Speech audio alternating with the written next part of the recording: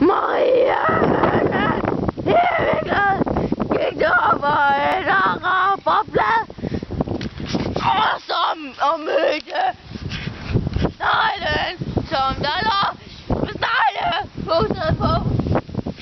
Så blev det ret tordenvejr, og Eviglad fik sgu vådtager, og mødte Søren snegl, som lå og sov i sneglehuset. Nej, på... hvad så? Sneglen råbte. Sneglen råbte højt. Kom med!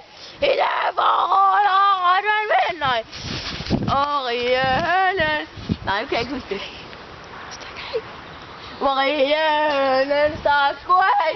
Det var sgu ikke særlig godt for Søren. Hey! Nu blev Søren rigtig ked af det, så nu gik han ud over kanten.